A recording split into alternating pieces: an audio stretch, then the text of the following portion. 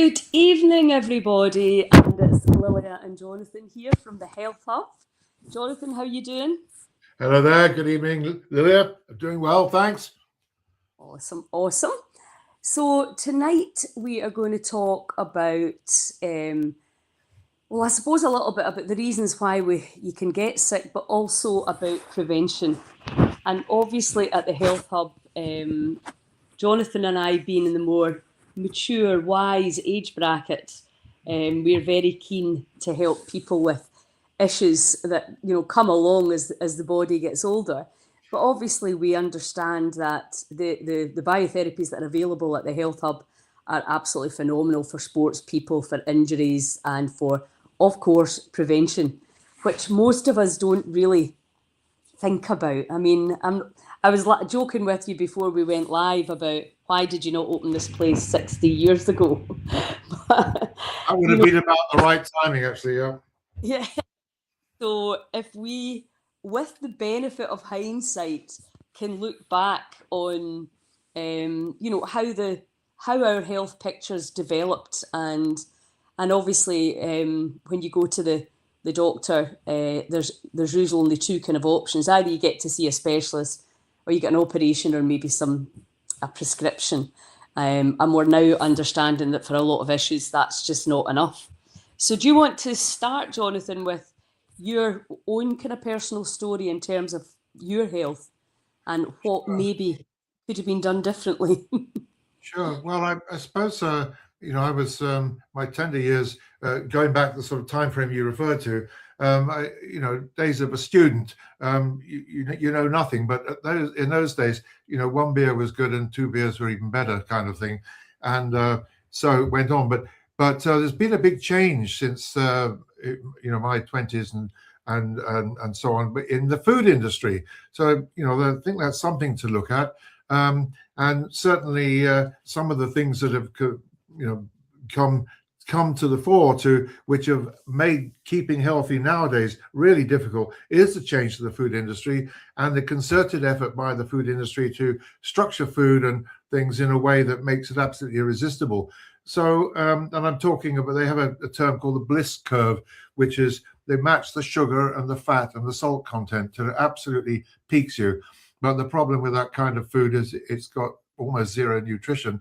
So, and the result of that is that at a cellular level, we still feel hungry. So we eat some more of it. And so it goes on. As you get older, of course, it gets more difficult to move a tummy. And so when you're young, you manage to burn it off quite a lot. And that's fine. But really, I think our health trajectory starts way back. And if I look at my own situation, I didn't eat exceptionally a lot. I hardly touch desserts, but I would eat plenty of potatoes and starchy stuff. So yes, but I wasn't exceptional anyway, and I think the food then was generally a lot safer, shall I put it that way? And of course, the toxicity levels in the world have increased enormously, with literally tens of thousands of new chemicals in our environment, in our drinking water, and so on. So we've got multiple fields of issues here. And I suppose I first became aware of the fact that I had some health issues. I've always, since my 30s, I've always been overweight. And I got to a point where I went to see a nurse, and I think I was around 50 or something. Routine check, did my blood test. She said, "Oh, I think you're pre-diabetic." So I said, well, I wasn't expecting this. And so she explained, look, this is a progressive thing, diabetes. There's no cure for it. It just gets worse. And you'll end up taking a tablet. And when one tablet stops, you'll be on two tablets. And then when that doesn't work, you'll then be on insulin. And there are quite a lot of diabetic type 2, that would be type 2 diabetes. Quite a lot of people who indulge in things that they know are going to set their blood sugars going crazy. And but they have the notion that if they just take more insulin, they can deal with it. But that leads on to the background of this, which is probably insulin resistance, which is something which anyone who's sort of middle-aged, got a bit of a tummy, is probably on the foothills of insulin resistance. And I very much was just there. Fortunately, I managed to read up that there were people who were reversing their type 2 diabetes. And it's worth pointing out that about the estimates are, and I know this is an American figure, but I'm sure the UK is not far behind. There's about 60% of the population are either pre-diabetic or type 2 diabetic or undiagnosed, one of those two things. So it's a massive epidemic. It's a giant proportion, and as an industry, the managing blood sugar is a multi-billion-dollar industry, so a big issue. So anyway, I'm not on medication now for that, but I did manage to reverse out of that. But I always carried a lot of weight, and I think the damage had been done. And I eventually ended up having a heart attack about 10 years ago. Fortunately, not a very big heart attack, as heart attacks go, but it really made me stop and think about lifestyle. I managed to make some changes. I got some stents put in at the time. And when something like that happens and it's not a fatality, which many times it could be, then it's a big wake-up call, isn't it? So that's how I kind of became aware of things, and that really the things, alcohol was probably one of the issues. The thing about alcohol is it's not that a modest amount of alcohol is apparently not so bad for your gut biome, although it can't help it particularly. But what it does is it preoccupies the liver trying to detox you. So that's one thing. And then the other thing is that while the liver's busy dealing with the alcohol, it apparently it prevents the liver making glucogen. So if you've been out on a bit of a bender, it's very often to get the munchies at the end of that, and then the next stop is a chip shop, and you finish off the evening with that. At least that's what used to happen years and years ago. So it's a problem, but it's a manageable problem if you know what's going on. Well, exactly. There's Laura. Hi, Laura. Yeah, I think exactly that. For me, it was obviously, I mean, culturally, Scottish people, we just go out and drink at the weekends. That was a given. But I know when I was younger and I had my kids, nobody drank wine. You would go out and you didn't drink in the house by yourself. You would, that just would never have happened. Yeah. You went out with your pals, but obviously you probably did binge. But then definitely the quality of the food, I don't know if you've read that book, Ultra Processed People. I mean, it's exactly what you were saying about this bliss point. When the tobacco companies started to fail, they just moved over to food. And they realised by that time, if they can make you addicted to things, they've got a customer for life. And, it's terrible to think that other humans could do stuff like that when they know it's not for your greater good. But that's the reality. And now that our food systems have been completely destroyed, and thanks to Jane and Steve over at the Good Food Project for really trying to redress that issue, for getting us unpoisoned quality food. But yeah, I mean, we could go on and on and on. And I mean, I know when my friend Rachel and I were doing the Gerson therapy, the reason it took so long and it was so expensive was because, well, you had to distill all your water to get the chemicals out of it. You had to soak all your vegetables to try and get as much of the poisonous, carcinogenic glyphosate off of it if you couldn't get organic. So all your time was spent undoing the things that man has done to food, and for greed a lot of the time as well. But let's look at, so if we look at and obviously the depletion of the topsoil, as we've used all these pesticides and different fertilizers, etc., in the soil, that is Zach Bush calls it, is the microbiome of the earth. And that's, if the soil is not phenomenal, then the plants that are growing in the soil and the vegetables are not going to give us what we used to get even like 50, 60, 70 years ago. Is it that a leek which you buy in a grocery shop today lacks the nutrition that it used to have? It's not obvious. So the problem, as you rightly point out, is at cellular level. We can't see it. I mean, people, we talked about toxins. People are putting things on their skin, unaware that everything goes on your skin eventually goes into your system. So some of the advice was, well, don't put anything on your skin which you wouldn't consider eating. So sorry, I interrupted you, but Lilia, but That's exactly right. And I think, it's all these small changes in a fairly short period of time means that the body is now not being fed at that cellular level. And interestingly enough, I had done the voice print on my daughter, and I said to her, you need to stop wearing all that perfume. It's showing up on your biofield. And of course, she wasn't really, interested. She likes perfume. She was like, I don't care.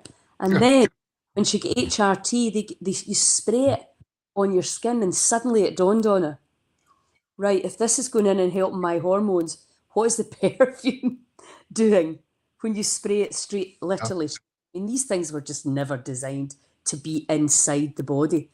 And all the body products and the heavy metals that can be in there, by the time you go to work in the morning with your shower gel, your shampoo, your facial wash, your mouthwash, and all the body creams and makeup, etc., you can have put hundreds of chemicals in your body without even realizing it. And yeah, if that's on day after day, the body's incredible. I always say this. It's a miracle we're all still alive. Because I think Hippocrates said, commit enough daily sins against nature and you will experience dis-ease. And, we're committing so many daily sins against nature.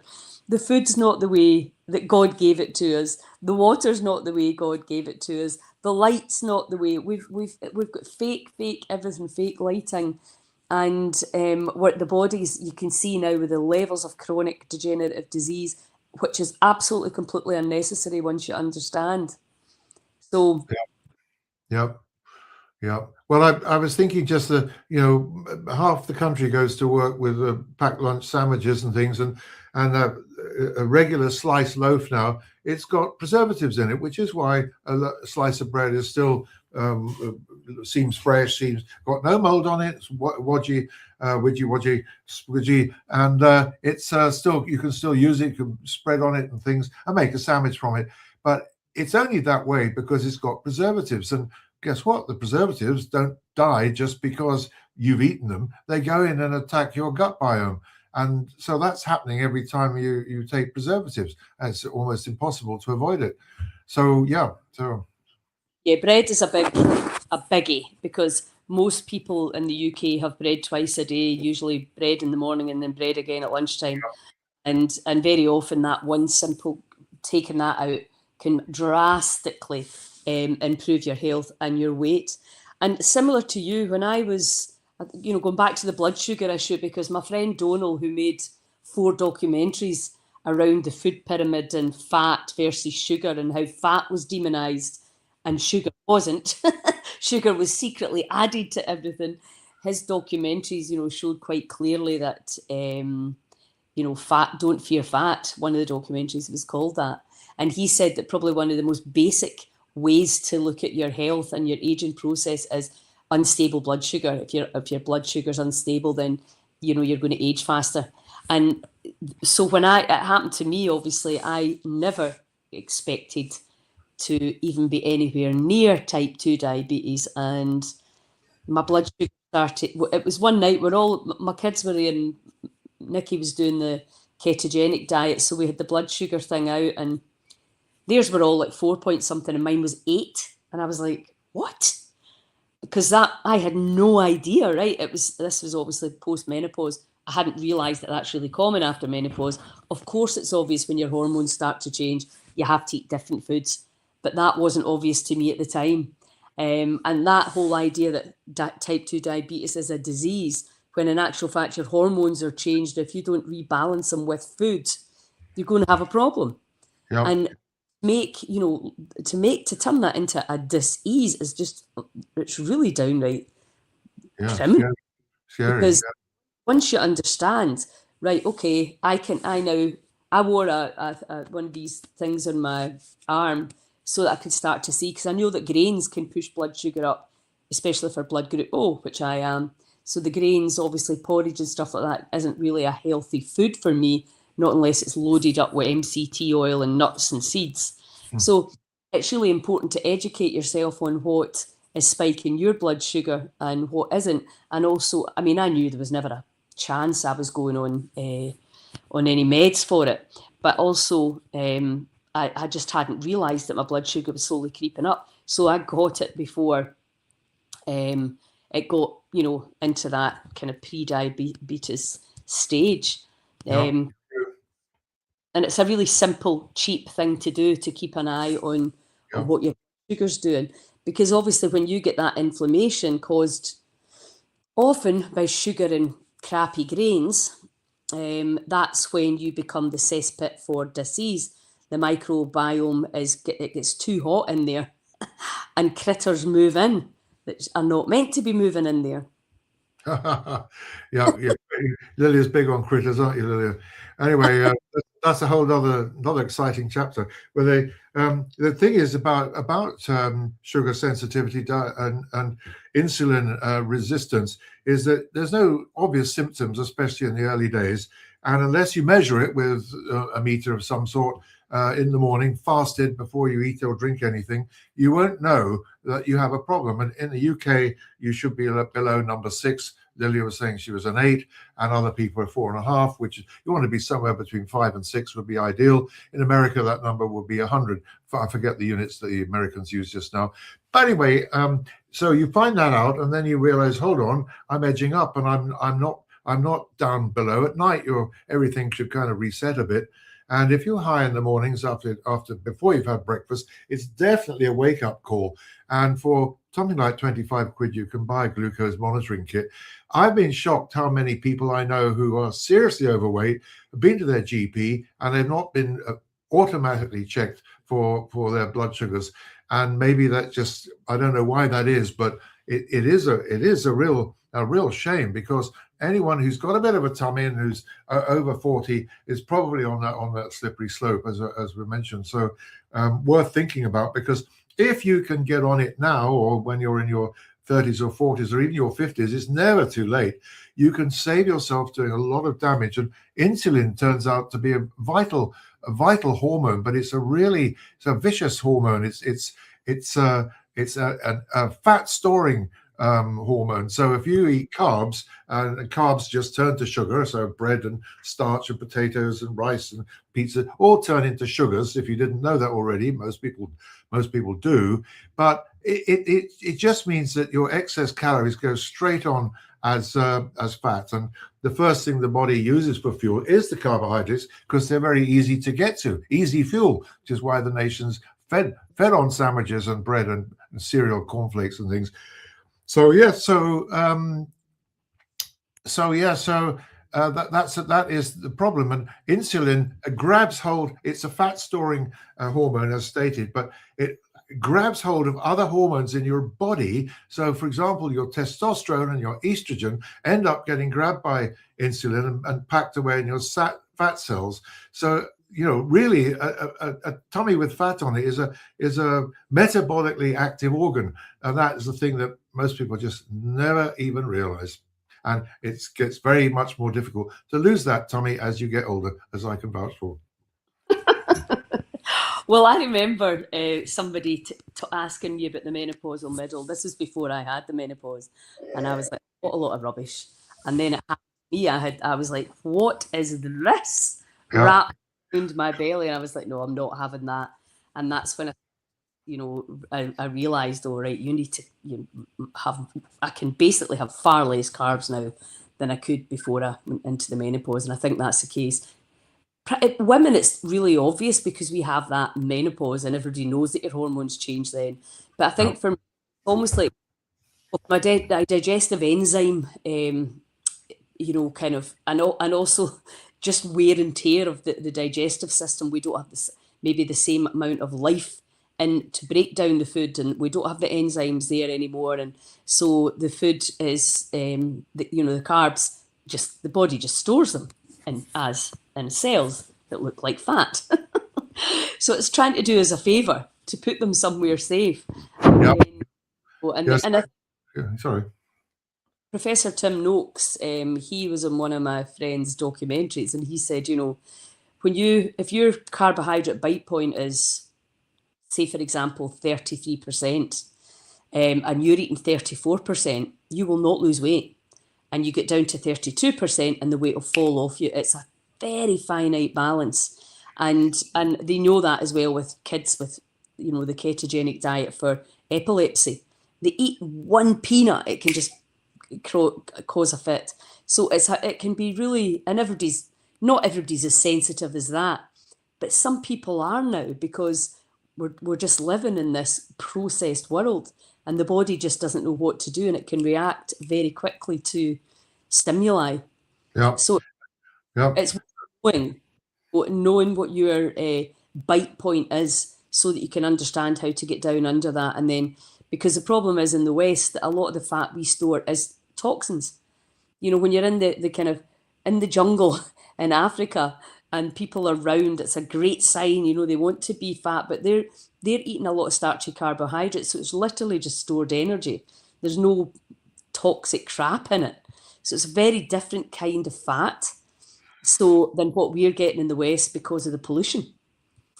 And the other thing, obviously, we need to talk about is stress, because I bet when you were running your company, how did anybody talk about stress then? Well, not really. Not in the way that people talk about it now. I mean, you can't run a company with, several hundred employees and not have some stress, especially if you're the owner of a company, because if it's not making good headway, then that is very stressful.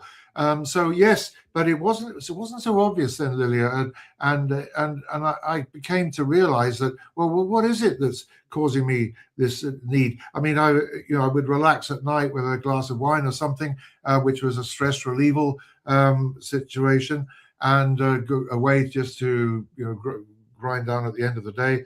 But I now absolutely realize just how harmful stress is, and it's invisible. And just learning some of your breathing exercises have been pivotal and can take you back into the parasympathetic mental condition, which is the relaxation mode. In fact, I heard on that subject, just talking to yourself, which I sometimes do, tells your body indirectly that you must be relaxed because you're having a chat. So I thought that was rather good. And chewing gum probably does the same thing. So I don't know. I'm not advocating chewing gum. I'm just saying these are little tips. So I do some breathing last thing at night, and I find that really helpful. And I get into a routine, and now I fall asleep pretty darn quickly. And really chuffed about that. Yes, I mean, I'm obviously seeing that. We're seeing so many people with gut issues and chronic fatigue, and really feeling very low, because they just don't have the petrol to run their lives anymore. And stress is, it's the chicken and the egg. What comes first? I always say to people when I was doing my nutritional healing diploma, they were, we burn a lot of fat when we're stressed. So, I would always recommend a good omega-3, great for the hormones, for synthesis of vitamin D. And if you're going to be doing something incredibly stressful, you would up your dosage because you're going to burn more Mm, oil. mm, So, and if you don't, obviously you can become depleted, and that depletion can make you anxious and down and low and cloudy. So, but with all the dysbiosis that we're seeing in people's digestive systems now, and young people as well having real issues because, and the other thing I was thinking about is the air fryer. I love the air fryer; it's so handy. But I'm like, really, are we going to find out that it destroys all the nutrition in food as well, the way we found out about the microwave? Because this is what we're doing. I spoke to somebody who was saying that their brother had healed from Crohn's, severe case of Crohn's. He went in the macrobiotic diet, and you have to cook your food over a real flame. That's part of it. And the difference between radiant heat and convected heat. Even a fire, we used to all have fires in our homes, so that radiant heat cleanses the aura like a candle does, whereas convected heat's very different on the body. So not that convected heat's going to kill you, but it's just another straw on the camel's back, eventually the body's just like going, right, this Yeah. is not meant to do things. But the other thing that causes a different type of stress, so I'm thinking, is sugar is so addictive, and if your energy supply is primarily carbohydrate led, snacks and so on, every time you run out, the body runs out of that fuel very quickly. You get a real buzz in the brain. I need more carbohydrates. So it's a real dopamine issue. And then you take the carbohydrate, you have a bit of chocolate, you have biscuits or whatever you have, cake, and then your sugar levels return. You say, I feel better, that's so good. And then it starts all over again. If you are in fat burning mode, which happens overnight painlessly, then you've got, basically, in some cases, some of us have got months of fuel lined up here waiting to be used, and you just don't get hungry, and that sliding into that state where you can seamlessly, purposely switch between eating a carbohydrate meal and say, okay, I'm going to swing over to eating proteins, meat and fish, eggs, butter, and things like that, and cruciferous vegetables. If you can do that consciously, you find that you then not hungry. You can go for much longer. And my one dietary advice for anyone who wants to start on this trail is the very first meal of the day, whether it's actually breakfast or whether it's brunch or whatever you call it, if you can avoid eating any carbohydrates, and that includes porridge, and it includes toast, and it includes biscuits and fresh orange juice, which everyone tells you drink it, it's so healthy. It's not. It's absolutely it's a death knell for anyone that's anyone that's getting a bit sugary on type 2. So if you can avoid eating carbohydrates at breakfast, you will continue fat burning and losing weight right through till your first meal of the day. And that's one of the most helpful tips I ever picked up. I thought, really, this is great. Yeah, absolutely. When I did the ketogenic when I was living in Malta, and I couldn't believe how my muscle came up. The body fat went down, and I actually had a six pack for the first time in my life. I was like, my God, not even really doing, I mean, I was doing a lot of walking because I lived up in a hill, but not doing any weights or anything like that. It's so fascinating the body respond, Yeah. to the yeah, so I think, and the other interesting thing that happened this week was we had the thermographer in, and we're the only place in Scotland, obviously, where that you can get thermography done. And for those of you that maybe don't know what that is, it's a way of testing that's not a mammogram or a scan, and it's done on the heat of the body, and they take these kind of photographs, and it picks up heat. You sit in the room for 15 minutes, you adjust to the room temperature, and then they can see areas that are getting hotter, and that can give a really good indication of incoming. Now, I was under the impression that the reason people were going for thermography was because they didn't want any kind of scan that could possibly do any harm. But in actual fact, it turns out 80% of the people that are having these scans are doing it for prevention, because they can see things before they get to the cancerous stage. They can see that the area is starting to heat up, and then they can tell you what to eat and supplement to avoid it. And I was like, that's a phenomenal idea. So I'm going to be talking to the woman who created that, who had breast cancer herself, and that's how a lot of these things come about because of your own personal experience, and you think, right, I need to tell other people about this, like you did with the Health Hub, because you discovered the biotherapies. Yes. The thermography is really interesting and useful, and it works on the infrared profile that the body gives off, and you can see hot zones around the eyes and things like that, obvious things.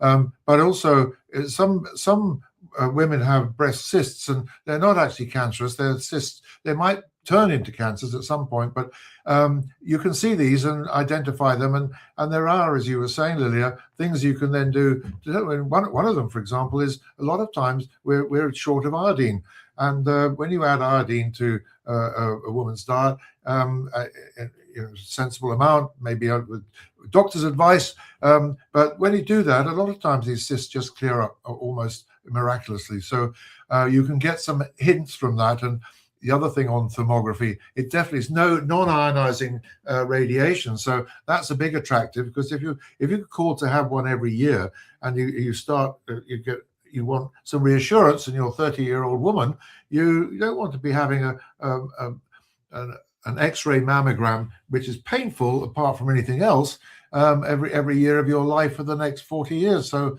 I think the thermography is a great alternative, and certainly supportive of other things that you might need a mammogram later, but certainly very good.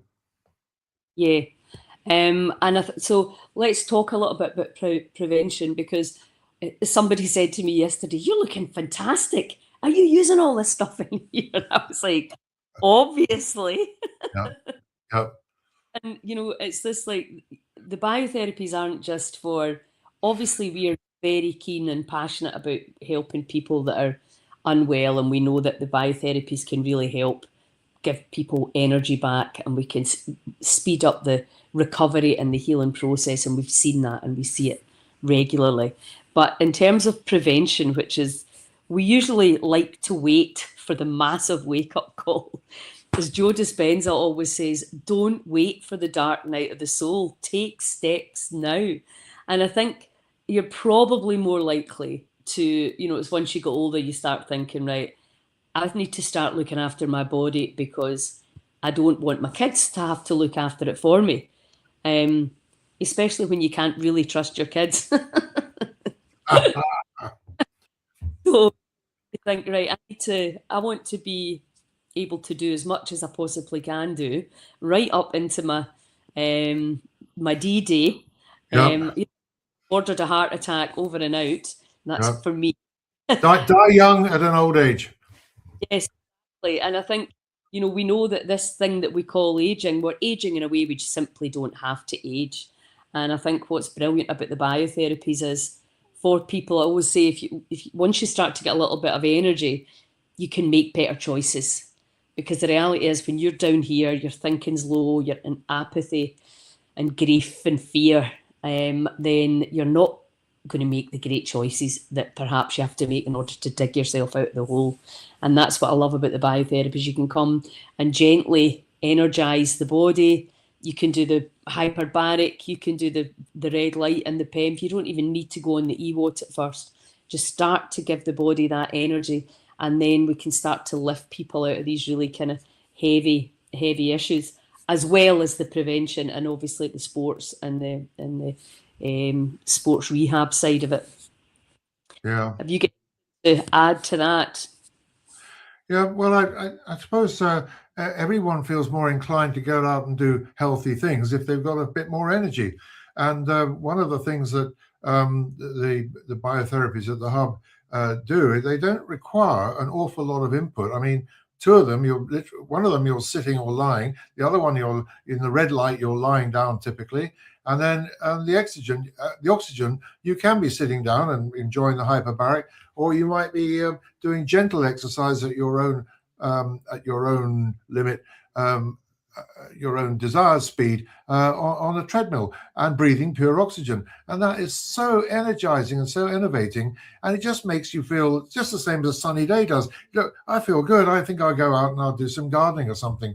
So it's these incremental steps that we find. I've noticed people leading on from one thing to another, and people are often surprised. Things we've got, one gentleman who uses the sit-on stationary bicycle for his exercise, and he went from being able to only do a little pedaling to being able to pedal for 10-15 minutes. So this is an amazing change, and it happens relatively quickly. And just because we've restored some of the energy at the mitochondrial cellular level, and the cellular level is what we're all interested in, of course, it does make a difference what the cells are actually made of. So what we're made of is what we eat. So if we eat rubbish, replacing our cells with products, and I'm thinking of oils and proteins that might not be the best for what we need. And I'm thinking now about cell membranes, which is the living brain of the cell, even beyond what a mitochondria does. And the membrane is what interfaces with the outside world for a cell. And we're no different. We're a large version of an individual cell. We've got 50 million of these cells in us, and collectively they all add up to being us. So we've got 50 million of those. And some of them say, well, let's all be muscle cells. And some of them say we'll be brain cells, bone cells, and so on. So they are specialists. And we, as a nation, as a society, we're specialists as well. We have people who are doctors, and we have people who are dentists, and we have people who are politicians, and so on. And so all the different needs of society are met by this specialization. But a cell can't work properly if the membrane is not made of a decent natural fat. And so natural fats, which tend to be animal fats or coconut oil or something like that, are the ideal building block. So they're perfect. Whereas some of the other seed oils and things, they are very easily oxidized, especially during cooking, but equally in the production of energy in the cell. So if these oils are built into your cell membrane, it's a battery, and it doesn't work so well. So it doesn't control what goes in and what comes out. So it's a complicated picture. But basically, if we do some simple things, we can help the body over time. It's not going to be overnight. It's going to take a couple of years to rebuild your body with the cells and the materials that it actually enjoys, and actually help it work well. I know, and that's what we're seeing. I mean, it doesn't take us 2 days to get sick, so it's not going to take like one or two superhumans to get well again. We need to, and some bodies respond quicker. I mean, we see that, and I think that's the memberships are really starting to grow now, because most people that come understand that. It's like, you're tending your garden. You can't go away 2 years and forget about it. It needs that constant attention, not like fanatical. Maybe you have to be very strict at first when you're trying to get back onto your feet and give the immune system, the best chance. But, just slowly, little things every day really help. And getting people to look at that more like 12 months to 24 months, where you really can make it a way of life. I call it the energy gym. You come to get energy. You don't come to use it all up. Yeah, yeah, yeah. So it is a slow process, but it's about making small changes, and what we eat is considering, taking a step back and saying, well, what am I eating, is a very valuable exercise. Read the labels, look at all the things. Some people say don't eat food with a label on it, just because the moment you've got more than 3 ingredients on it, you've got something there that perhaps isn't going to do you a button of good. So it's worth doing that. And eating fresh produce is obviously better than eating processed foods. A little exercise is wonderful. Getting good sleep is important, because that's when we repair ourselves. So if you're not sleeping well, that's something would absolutely work out what's going on there. And usually there's some methods of dealing with that. I've been doing an exercise at the moment for some people who have sleep apnea, and we're hoping to offer some equipment to help with that, because if you're under oxygenated overnight, it's not helping you at all. Your body just can't repair itself. And people notice a big difference if they do have sleep apnea. If you have in a partnership, possibly your partner will tell you, you know what, you stopped breathing for 3 minutes last night. I was getting quite concerned. So these are little telltale things. Don't let them just slip past. Follow them up, and there's things to do. We will, I think, be offering some help with sleep apnea products on our website, Health at Home, which is newly launched with some of our red light things. And hoping the plan is to make all of these technologies and therapies available to someone at home. And there's a little investment, but when you've got some of these wonderful things, like pulse magnetic therapy or something like that, it could be in your tool chest of fixes for not only just you, but your family and friends. So it's a really, really fantastic thing to have up your sleeve. Get them all over the country. We want everybody to be able to access this, because there's people suffering right now. I'm talking about the cell membrane. We know the cell membrane responds to emotion and contracts and expands depending on what we're feeling. So that's having an impact on absorption as well, and that's having an impact on how dark or light we feel. So that we can't separate any systems. what we think, feel, say, do, believe, perceive is all impacting. And a lot of the time I'm really working with people is to start, I say, right, get your phone out. Where are we going? We're going to pain-free, high energy. We start talking about where we want to go rather than where we've been, and focusing back on how difficult every day is. And so the language, the words that we're using, the feelings around it, the passion that we have around the anger and the rage we have at the body because we can't do. So many people say to me, I just want my life back. And that we really need to start working with the body rather than against it. It's not, it's obeying us. It's Yep. just that we really Yep. understand. Yeah. Well, Lilia, you've been very over many years now, very successful at getting people on the right wavelength and bringing them to mind what they're thinking, and how their thinking influences the outcome of any health decisions, and it's so important. And I'm increasingly becoming aware of these the softer side of therapies, and in conjunction with energy therapies like we have the biotherapies at the hub. The combination of what you do, Lilia, and the biotherapies, which are energy therapies, are adding oxygen. Every cell in the body needs oxygen for energize it, to make energy. And the red light helps everything and everybody. And I was just reading today how the melatonin that we make with a red light comes on us, whether it's sunshine or whatever, is so important and can even affect the way cancers metabolize sugars, or glutamate, which are the main foods of cancer. So this is a very exciting discovery. Every one of our modalities can improve cellular health and reduce reactive oxygen species and improve the energy. So it's a great start, and then the rest of the life challenges that you can think of, and there's lots to go at, and a bit of wild swimming here and there and things like that. The other thing that I've been doing is putting people on the PEMF to help them let go, because it just made sense to me. I thought, you're not going to be able to hang on to the past if you're getting pulsed. I Yep. was saying, I Yep. said, on the PEMF, we'll do, I said, in it, the Yep. past life, flood Yeah. out like great. I But like the expression. I like the expression that your past is not your future, and some people go, "God, that's right. I never thought of that."